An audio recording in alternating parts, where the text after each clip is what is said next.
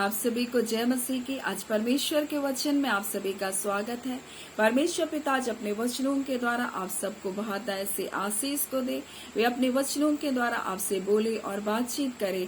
आज हम परमेश्वर के वचन से मत्ती उसका 6वां अध्याय उसका 33 को देखेंगे, जहाँ इस प्रकार से लिखा, इसलिए पहले तुम परमेश्वर के राज्य और उसकी धर्म की खोज करो तो ये सब वस्तुएं तुम्हें मिल जाएगी। और परमेश्वर का वचन हमें बता रहा है, इसलिए पहले तुम, यानी सबसे पहले तुम परमेश्वर के राज्य और धर्म की खोज करो। किन बातों से पहले? अगर पहले लिखा है तो इससे पहले कोई बातें थी, यानी कि बता रहे कि तुम चिंता करके या ना कहना कि क्या खाएंगे, क्या पहनेंगे और क्या पिएंगे करके, क्योंकि अन्य जाति इन सब वस्तुओं की खोज में रहते हैं। बोलता है, लेकिन तुम्हारा स्वर्गीय पिता जानता है कि तुम्हें इन वस्तुओं की आवश्यकता है। इसलिए पहले, यानी ये जो बातें बताएगी, इनसे पहले तुमको क्या करना है, किन बातों की खोज करना है? परमेश्वर के राज्य और धर्म की खोज करने के बारे में बता रहा है। यानी संसार के लोग सांसारिक चीजों की खोज में रहते हैं, लेकिन परमेश्वर के लोगों को परमेश्वर के राज्य और धार्मिकता की खोज करने के लिए पहले बोला गया। और क्यों कर बोला गया? और तीसरा यूहन्ना उसका 1 अध्याय का 2 में भी यही बात लिखा है, हे प्रिय मेरी प्रार्थना है, बोल रहा है, जैसे तू आत्मिक उन्नति कर रहा है वैसे तू सब बातों में उन्नति करे और भला चंगा रहे। और यहाँ भी सबसे पहले आत्मिक उन्नति को पहले रखा गया है। और क्यों कर आत्मिक उन्नति को, परमेश्वर के राज और उसकी धार्मिकता को पहले रखा गया? इस संसारिक वस्तु, संसारिक आशीषों से पहले क्यों कर इन उन्नति को, इन आशीषों को पहले रखा गया? क्योंकि परमेश्वर का वचन कहता है, अगर मनुष्य सारे जगत को प्राप्त कर ले और अपने प्राण की हानि उठाए तो उससे क्या लाभ? यानी कि जब हम संसार की सारी आशीषों को प्राप्त कर लें और हम अपने आत्मिक जीवन का नाश करें, यानी उस अनंतकालीन जीवन का हम नाश कर ले, तो इन वस्तुओं से क्या लाभ? बोल रहा है। इसीलिए परमेश्वर बोल रहा है, सबसे पहले तू मेरे राज्य की और मेरी धर्म की तू क्या कर, खोज कर, और उसके बाद परमेश्वर सब बातों को, सब वस्तुओं को भी तुझे देगा।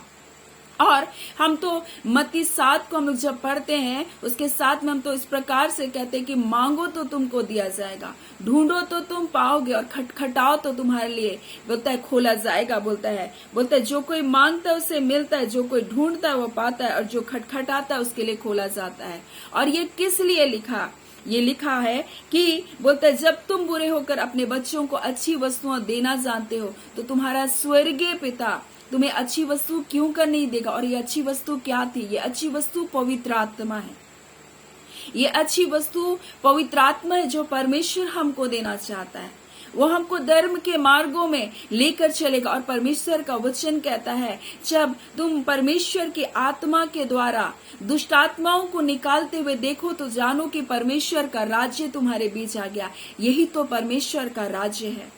और इसी बात को परमेश्वर का वचन कहता है कि परमेश्वर का राज्य खाना पीना नहीं, परंतु वो धार्मिकता, वो मेल मिलाप है जो पवित्र आत्मा के द्वारा आता है। और यही बात तो यहूदा 1 उसका 20 में लिखा, हे प्रियो तुम अपने अति पवित्र विश्वास में उन्नति करते हुए, पवित्र आत्मा में प्रार्थना करते हुए अपने आप को परमेश्वर के प्रेम में बनाए रखो, और अनंत जीवन के लिए हमारे प्रभु यीशु मसीह की दया की तुम बाट को जोते रहो। यानी जो हमारी आत्मिक उन्नति है वो हमको विश्वास में उन्नति करने के बारे में बता रहा है, वो हमें आत्मा में प्रार्थना करने के बारे में हमें बता रहा है, वो हमको परमेश्वर के प्रेम में बने रहने के बारे में बता रहा है, वो हमको परमेश्वर के वचन में हमको बने रहने के बारे में बता रहा है, ताकि हम अनंत जीवन को क्या कर सके, प्राप्त कर सके, जो हमारे यीशु मसीह के आगमन पर हमें मिलेगा।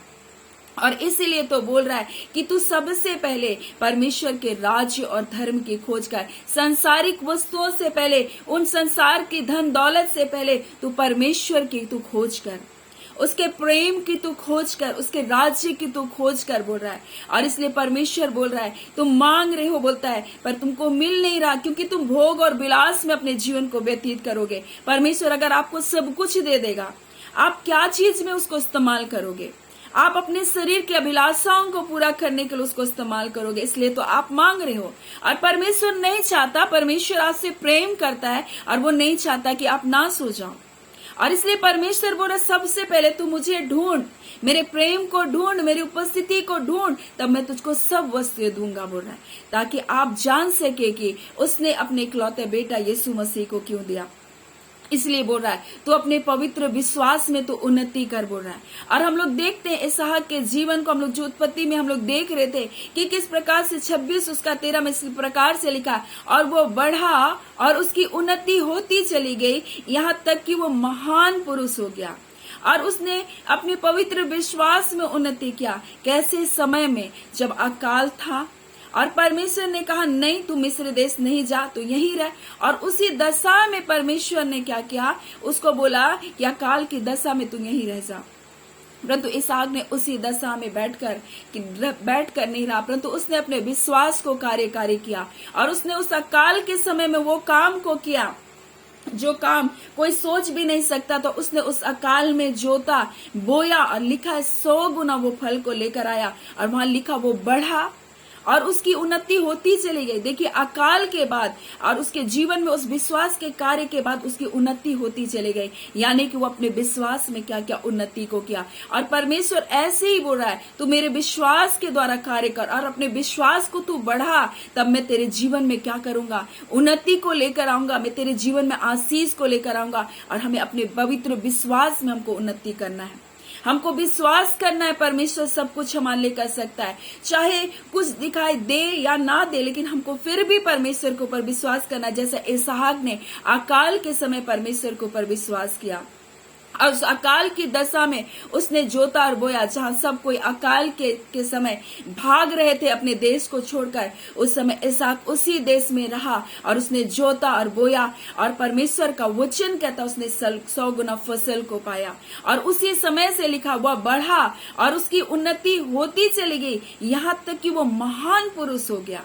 और परमेश्वर इसी विश्वास को हमारे जीवन में देखना चाहता है। इसलिए बोल रहा हे प्रिय, मेरी प्रार्थना है कि तू आत्मिक उन्नति कर, यानी तू अपने पवित्र विश्वास में उन्नति कर, बोल रहा है। फिर वो बोल रहा है जब मांगने वाले को परमेश्वर अपना पवित्र आत्मा क्यों नहीं देगा। और जब पवित्र आत्मा हमारे जीवन में आता है और जब हम परमेश्वर से प्रार्थना करते हैं, जब अन्य भाषाएं हमारे जीवन में आता है, ये हमारी उन्नति को लेकर आता है। इसलिए परमेश्वर का वचन कहता है 1 कुरिन्थी 14:4 में जो अन्य भाषा में बातें करता है वह अपनी ही उन्नति को करता है। और ये प्रार्थना जब हम आत्मा में करते हैं हमारे जीवन में उन्नति को लेकर के आता है। इसलिए यीशु मसीह ने अपने चेलों से कहा तुम यहीं पर ठहरे रहना, बोला जब तक पवित्र आत्मा तुम पर नहीं आएगा तू यरूशलेम को मत छोड़ना। और वो लोग क्या कर रहे थे, प्रार्थना कर रहे थे। तब परमेश्वर का आत्मा वहां पर उतरा और वो अन्य अन्य भाषाओं में क्या करने लगे, प्रार्थना करने लगे। और परमेश्वर का वचन इस प्रकार से कहता है अन्य भाषा को शैतान नहीं समझता। और मैंने भी अपने जीवन में ऐसा एक बार सोचा, जब इस वचन को पढ़ा, प्रभु शैतान नहीं समझता और ये बातें तो आपसे करना हुआ और आत्मा मेरे लिए प्रार्थना कर रहा है, क्यों नहीं मुझको ये वरदान चाहिए। लेकिन मैं जानती नहीं थी, तो एक टेप के द्वारा मैंने आमोस सिंह के उस वचन को सुना और परमेश्वर ने अन्य भाषा मुझे दिया। परंतु मैं अपने आप में संदेह कर रही थी और शैतान संदेह उत्पन्न कर रहा था, मुझे प्रार्थना करने से रोक रहा था। और तब उस टेप के द्वारा मैंने अन्य भाषा के बारे में, परमेश्वर ने मेरे हृदय से बातचीत किया और मैंने अन्य भाषा में प्रार्थना किया। मुझको नहीं पता था उसका अर्थ, लेकिन मैं जान रही थी कि पवित्र आत्मा मेरे द्वारा परमेश्वर से प्रार्थना कर रहा है, परमेश्वर से बातचीत कर रहा है। और इस पृथ्वी में तो पवित्र आत्मा हमारे लिए प्रार्थना करता है, स्वर्ग में यीशु मसीह हमारे लिए प्रार्थना करता है। और पवित्र आत्मा तो हमें सहायक के रूप में दिया गया। और यही पवित्र आत्मा जब मेरे लिए प्रार्थना कर रहा था तो वहां दुष्टता की ताकतें आकर मुझको प्रगट रूप से धमकियों को दे रही थी और उनको असर हो रहा था और मुझको असर मुझको पता नहीं था कि ये क्यों मुझको इस तरह से बोल रहे हैं। लेकिन मुझको इस बात को बाद में पता चला कि जब मैं अन्य भाषा से प्रार्थना करी, परमेश्वर कई प्रकार के बंधन को तोड़ रहा है।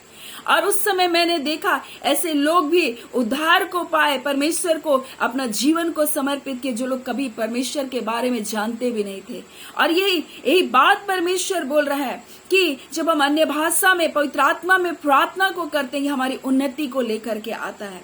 और यही बात परमेश्वर हमसे कहना चाहता है कि हमको पवित्र आत्मा में प्रार्थना करना, ये हमारी उन्नति के लिए है। फिर हमको परमेश्वर के प्रेम में बने रहना है।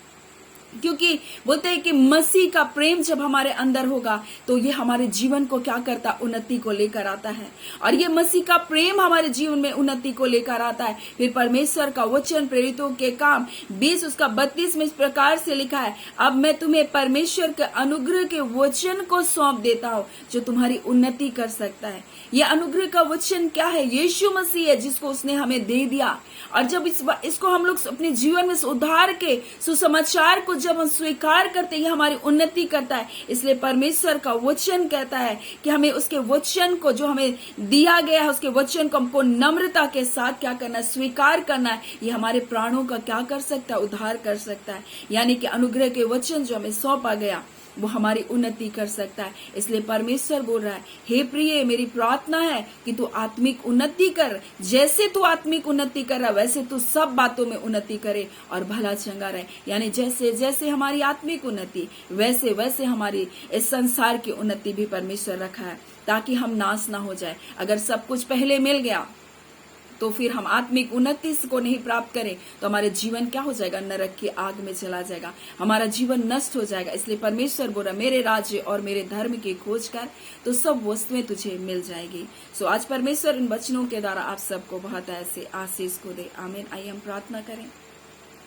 धन्यवाद देते हैं जीवते सच्चे सामर्थी मेरे पिता परमेश्वर, प्रभु यीशु के नाम से प्यारे पिता आपके निकटता आपकी हुजूरी में आते हैं। हम आपका धन्यवाद करते हैं खुदावन परमेश्वर, आप अद्भुत हैं, अलौकिक हैं प्रभु जी। आप राजाओं के राजा और प्रभुओं के प्रभु है पिता। आप अपने मांगने वालों को देने वाले परमेश्वर है पिता। आप निश्चय हर आशीष को देना चाहते प्रभु, परंतु जिस बच्चे से आप प्रेम करते खुदान, आज उन बच्चों से आप कहना चाहते खुदान प्रभु, तू आत्मिक उन्नति कर। सबसे पहले परमेश्वर के राज और उसकी धार्मिकता की तू खोज कर और सब वस्तुएं तुझे मिल जाएगी। खुदावन परमेश्वर, आप चाहते प्रभु आपके बच्चों का जीवन नष्ट ना हो प्रभु जी। इसलिए खुदावन परमेश्वर, आप चाहते प्रभु जी कि वो आपके धार्मिकता के, आपके राज्य की खोज करें। खुदा ने वचनों के द्वारा अपने लोगों से बोला और बातचीत किया। खुदावन प्रार्थना करते प्रभु जी, आपके बच्चों को परमेश्वर पिता प्रभु जी, जो आवश्यकताएं हैं, जो जरूरतें हैं, यीशु के नाम से पूरी होने पाए। पिता आपने कहा परमेश्वर पिता, जब हम आपके वचनों में बने रहते प्रभु, आपका वचन जब हमारे जीवन में बना रहता है खुदावन प्रभु जी, आप कहते प्रभु जी, जो कुछ तुम मांगो तुम्हारे लिए हो जाएगा। और हम यीशु के नाम से आपके बच्चों के लिए हम ब्लेसिंग को मांगते हैं, हम जॉब की ब्लेसिंग को मांगते हैं, हम चंगाई की ब्लेसिंग को मांगते हैं यीशु के नाम से। इसी घड़ी प्रभु जी आपके बच्चों के जीवन में आशीष आने पाए और इस भलाई को देखकर प्रभु जी आपके खोजी हो प्रभु जी, आपके प्रेम के खोजी हो खुदावन परमेश्वर। जिन्हें जो आवश्यकताएं है खुदावन प्रभु और परमेश्वर जो उचित है, यीशु के नाम से आपके बच्चों को मिलने पाए, रोगों से चंगाई पाए, छुटकारा पाए यीशु के नाम से। इसी घड़ी तमाम अंधकार के बंधन को तोड़ते हैं, बंधन बंधुआई की आत्मा को तोड़ते यीशु के नाम से। इसी घड़ी आपके बच्चे आजाद हो, हर प्रकार का शैतानिक बंधन जो आपके बच्चों को उन्नति करने से रोक रहा है, जो है आत्मिक हो चाहे आर्थिक हो, मैं यीशु नासरी के नाम से आपके बच्चों के जीवन से तोड़ती हूँ। इसी घड़ी आजादी की घोषणा करती हूँ प्रभु जी, आपके बच्चे आशीष पाए यीशु के नाम से। पिता उनके हर एक मन की इच्छा पूरी हो प्रभु जी, जिससे वो जाने खुदा कि आपने किया है प्रभु जी और आपकी बड़ाई करने वाले हो सके। प्रार्थना हम यीशु के नाम से मांगते हैं, दया सुने, अनुग्रह से ग्रहण कर लीजिएगा। आमीन। परमेश्वर पिता आप सबको बहुत ऐसी आशीष को दे। आमीन।